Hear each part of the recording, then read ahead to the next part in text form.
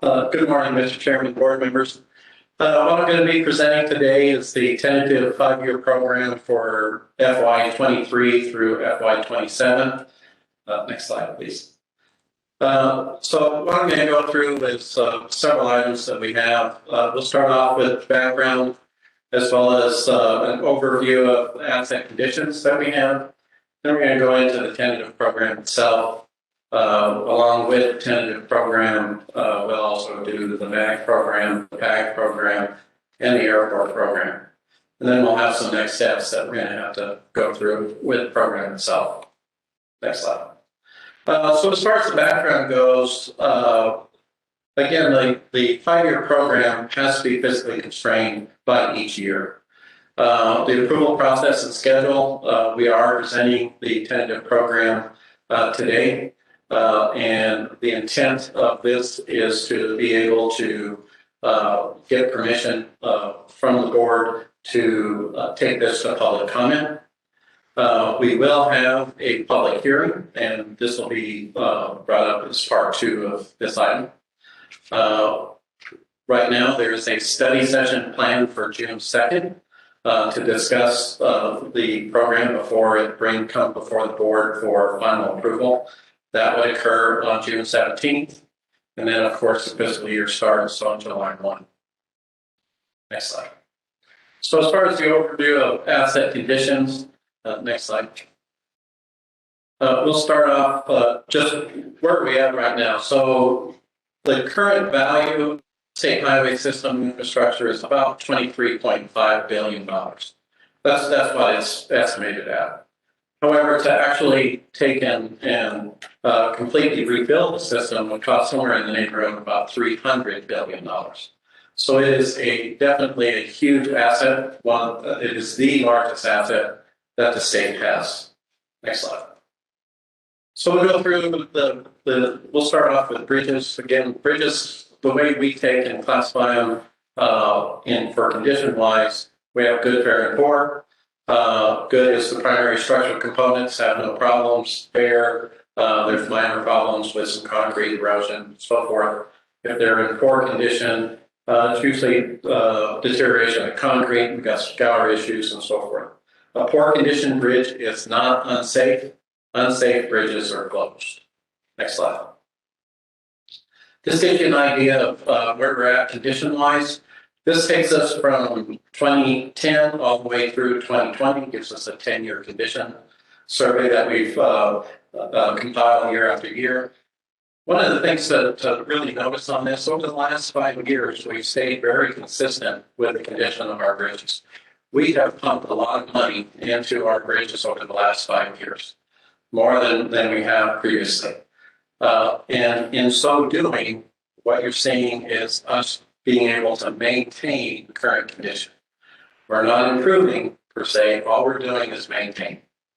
There's some issues with this in that because we're not improving, the only way that we can is to take and increase the funding that's going out for our bridges themselves. Now, one good thing is with the passing of bill, there is a bridge program that is bringing additional dollars to the state. So that's something that will help out to some extent. And as the program goes in, and what you'll see as we present the program later on, there's some additional funding in there that's going to help this out. Next slide. The next item we have is our pavements. And again, we rate them good, fair, and poor. The one big thing to watch here for is our poor conditions, which are numerous cracks, road surface, degradation of the surface roadway itself. And everybody pretty much knows what a poor road looks like, but when you're banging down the road, it's probably in poor condition. Next slide.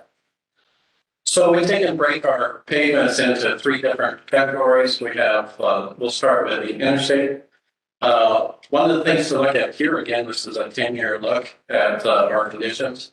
You've seen that we've dropped all the way from 72% in good condition back in 2010 down to roughly 52% in 2020. One of the things to look at here is between 2019 and 2020, we have had a slight increase in the good condition, but there's a caveat that goes with that. One of the things is we have, and I'm going to get into a little bit more detail a little bit later, but we have a means that we've taken and are basically approaching our pavement. What we've done is we've put together a short-term strategy to try and keep as many lane miles as we have across the state in good condition.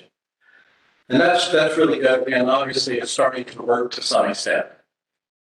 But it does not address the bottom issue, and that is what we're doing right now is basically putting a Band-Aid on the problem. So we are continuing with this short-term strategy. It is the best way that we have to keep the roadways that we have in good condition as much as we possibly can for the funding that we have. I'm not going to get into it, a little more detail of that strategy here in a minute. Next slide. The next ones we have, this is the pavements on the National Highway System.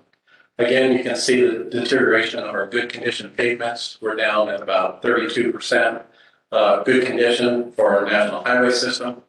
We're holding fairly steady. We're not seeing increases on the National Highway System. We have dedicated the majority of our dollars to maintaining the interstates.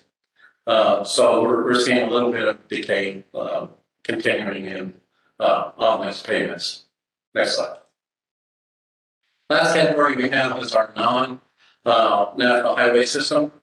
And this one you can see that we started off 10 years ago, or a little over 10 years ago, at about 44% good condition. We're down to about 20%. This is holding fairly steady. Again, due to the short-term strategies that we have, we've been able to maintain fairly well to where we're at. But that's all we're able to do. Next slide. So this is kind of a quick overview of our short-term strategies that we're looking at. What we've done is we've tried to increase as much as we can the preservation dollars across the state for our pavements and bridges. This was something we put together a couple of years ago, trying to look at just what it takes to maintain the current conditions. And so this kind of gives us an idea of the funding levels year to year that we were trying to hit. We've actually done pretty good at hitting these for the last couple of years. We actually exceeded what we were looking for in 2022 due to some additional funding, both from COVID and from the state legislature. So that's helped out considerably. But again, it is short term to try and keep as many lane miles as we possibly can in good condition. But we have an aging system, and that aging system is eventually going to give up. So we can keep on putting Band-Aids on the system, but until we get substantially more funding, and as time goes on, that funding need increases year to year. So this is something that we really need to address. That's not in the future, but even today. So this kind of shows one thing that we're looking at. Now, if you look at the following years in the graphic that's on the upper right, you'll see that the funding decreases. But what happens is this becomes cyclical in that it comes back up for more that we need as time goes by and so forth. So this isn't a one-time, this is just a one-time scenario that we ran, but it becomes a cyclical manner in which we have to be able to maintain the roadways. Next slide.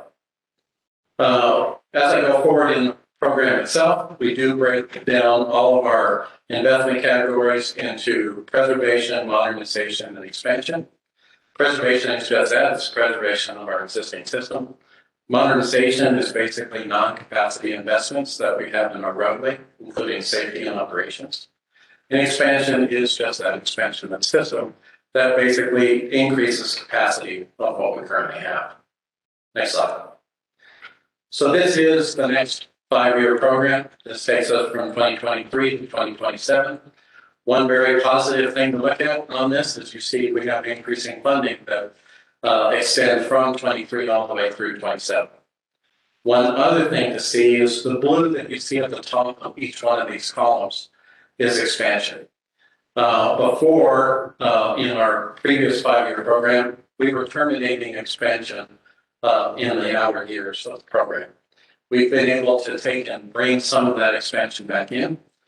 And most of that is for need. It's the need to be able to meet the capacities that we have in Greater Arizona. The other thing is it's also a need for safety that we have out on our roadways. That's why we brought the capacity or brought our expansion back into the program. The other thing that you'll see is in the green is our pavement preservation.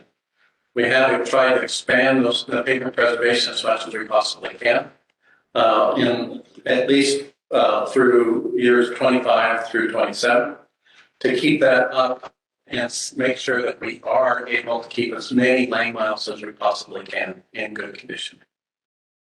And just so everybody can understand, the green is preservation, the red is modernization, the purple that you see is for project development, the yellow that you see or the orange that's there is for planning, and the blue is for expansion. Next. So for an overall program that includes Greater Arizona, MAG, and PAG, this gives you an idea of what we're looking at for the 23 to 27 program, with 49.8% in expansion, 7.39% in modernization, and 42.8% in preservation. This stays fairly closely with what we've seen in the past, so it has a comparison to the 2022-2026 program. So we're staying fairly close to what we've seen in the past. Next slide. This is the Greater Arizona portion of the program. With it, we're looking at about 74% in preservation, 13.3% in expansion, and about 12.8% in modernization. And again, this is scattered across all of Greater Arizona. Next slide. Looking at year to year for our expansion projects, this is FY23. We've got 3 projects that we're looking at for expansion. The first one is on SR 69. This is $10.3 million that we're looking at for Prescott Lakes Parkway to Frontier Village. We have the I-17 project, which right now we're looking at $83 million in 23 on I-17. This is Anthem Way to Course Junction. Actually, this is the Sunset Point. And then we also have one project on I-10. It's going to be the first project, which is the Gila River Bridge, is scheduled for construction in FY23, and that's at $83 million. Next slide. This kind of gives you an idea of what we're looking at on all of I-10. There's basically 3 sections that we're looking at, just so everybody is aware. We've got the southern portion of I-10 is within Pinal County. And right now, as the director stated earlier, the governor has proposed in his budget $400 million that is currently being debated in the legislature.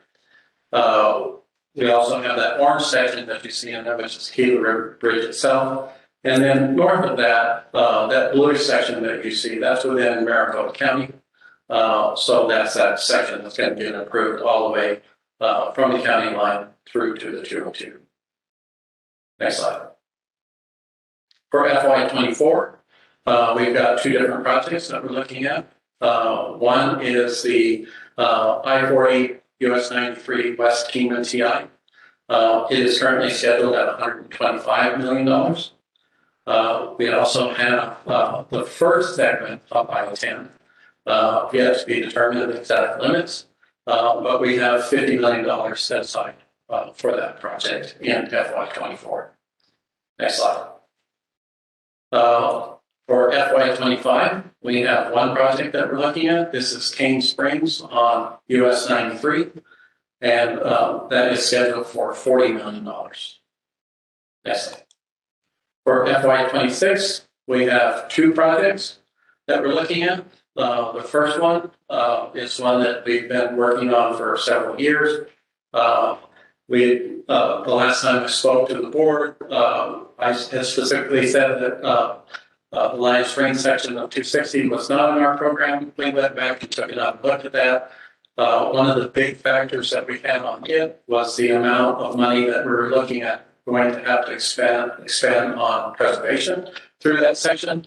It didn't make a lot of sense to do that when we had a proposed project coming through. So we took another look at it and have gone ahead and set that into the FY26 year.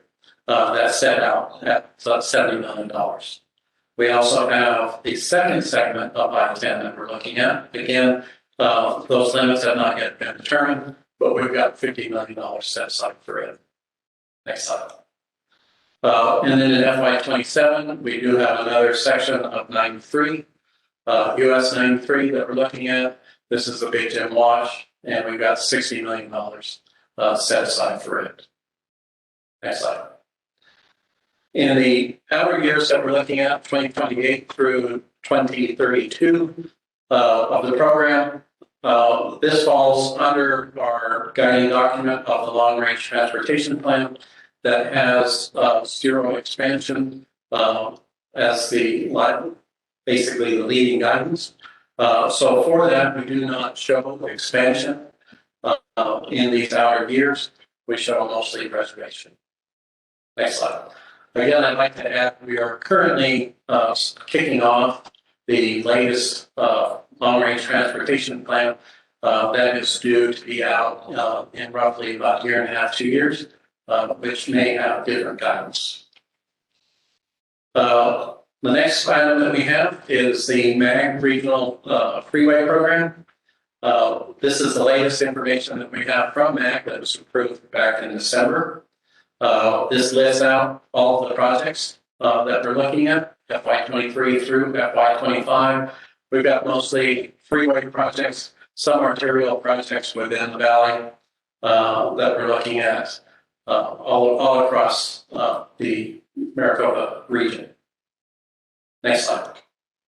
Down in the Pavement region, again, we've got several projects. I-10 has a couple, 3 projects, as well as I-19 that we're looking at. These are within their tip and are the latest information from PAC as well. Next slide. The last item we have is our airport program. Next slide. With it, we have the 3 major programs. We have our federal, state, local program, the state local program, as well as our airport pavement preservation, or APMS program. Right now, the FSL, which is the federal, state, local, we're looking at $8 million. For our state local, we're looking at $10 million. And for the APMS, or airport pavement preservation, we're looking at $8 million. We also have $4 million set aside for the Grand Canyon Airport, as well as $1 million for planning services for the aeronautics program itself. A total of $31 million. There is a bill running through the legislature right now for an additional $20 million, but again, it's just a bill that started out. Next slide. So for our next steps, again, we're presenting today the tentative program. We'll get into the next item here about when the public hearing will occur.